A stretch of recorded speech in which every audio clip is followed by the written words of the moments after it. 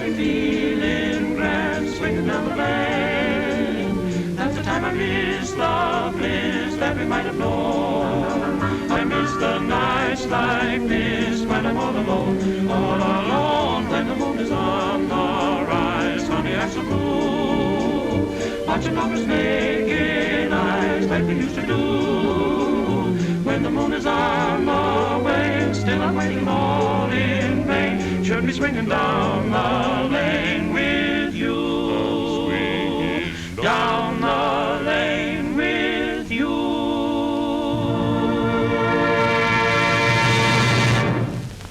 Everywhere today, roads are being improved and modernized. New roads built, old roads rebuilt, concrete roads, macadam roads, and good gravel roads. But we still have plenty of just plain roads. And even the smoothest looking roads are often deceiving. Such roads show on examination long waves which can't be seen from the driver's seat. When motorists drive slowly over such roads in yesterday's cars, they get a smooth, easy ride. But as soon as they speed up, the camera shows you that cars are bounced around with a great deal of discomfort to the passenger. That's because there are two sides to this problem of riding ease. First, the size of the waves in the road, and second, how close they come together. When you drive 60 miles an hour, you're going a mile a minute. And if there are 80 long waves in a mile, you're jolted around 80 times a minute. Too fast for comfort. But with modern spring suspensions, motorists travel over such roads in comfort at any speed. For many years, engineers worked on this problem of easy riding from every angle. Springs were studied. They were made short, then long, narrow, then wide, with blunt ends and tapered ends, and they were made of various kinds of steel. The first marked improvement in spring ease came long ago when they discovered the great advantage gained when the springs were set parallel to the frame, with the springs in line with the direction of the ride. Instead of crosswise and contrary to it, side sway is reduced to a minimum. At first, engineers tried making both front and rear springs equally flexible, but they soon found that the front springs would have to remain much stiffer than those in the rear. This was because the front springs had two jobs to do, while the back springs were busy with only one job, smoothing out the road. Besides springing the car, the front springs had to be stiff enough to hold the front axle steady for steering. As a result of stiff front springs and soft, flexible rear springs, when a car passed over the waves, the front end of the car moved up and down faster than the rear. This made a very uncomfortable pitching motion in the back seat. Everyone knew that the front seat rode better than the back seat, so engineers tried moving the back seat forward, nearer the front seat position, to improve its riding comfort. But when they compared the angle of the car at the top of the bounce with its position at the bottom of the bounce, they found that the car went up and down as if it were on the end of a long lever fastened at a considerable distance in front of the car. Therefore, though moving the rear seat forward was a step in the right direction, the improvement was so slight that it was thought more could be accomplished in some other way. One special experimental test car had ridden easier than any of the others, but the design had been discarded because of steering trouble and several other difficulties. The engineers examined this test car more closely to see how they might correct the difficulty in steering. They discovered that the engine had been placed too far forward.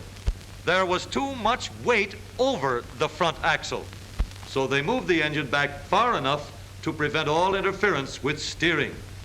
With the weight nearer the middle, the car is easier to control and can be steered with less effort.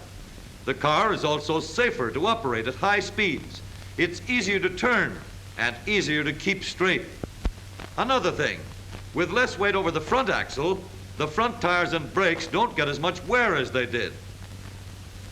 More weight on the rear wheels helps the tires grip the road much better, especially on wet or icy roads, and makes the car safer in an emergency. But the engineers found that with the engine moved back, the car lost some of its riding ease.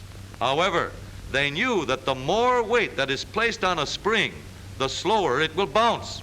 That was why the test car rode better with the engine forward. The extra weight over the front axle slowed up the front spring.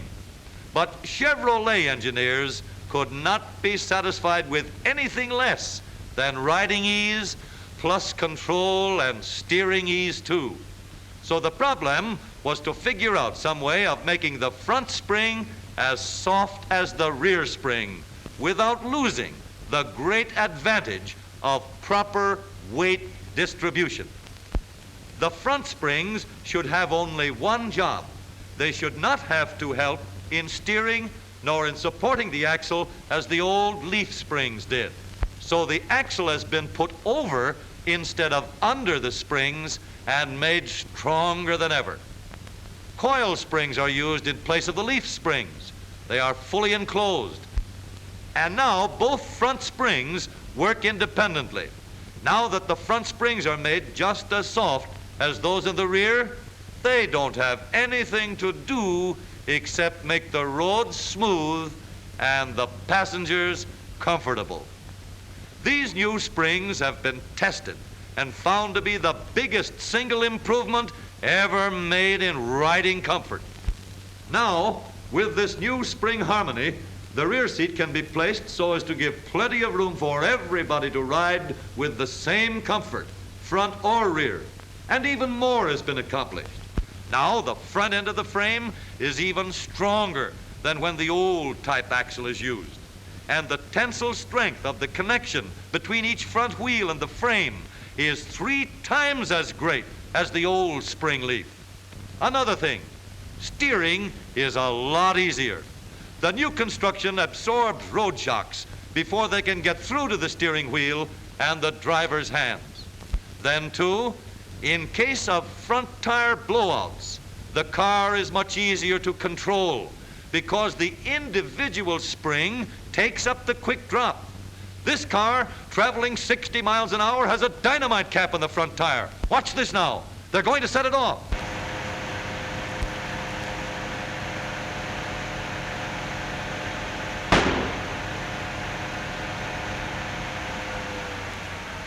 Even under that terrific test, the driver still has full control of the car. How's that for safety? With this spring design, the motor, frame, and body are all better protected from strain and vibration.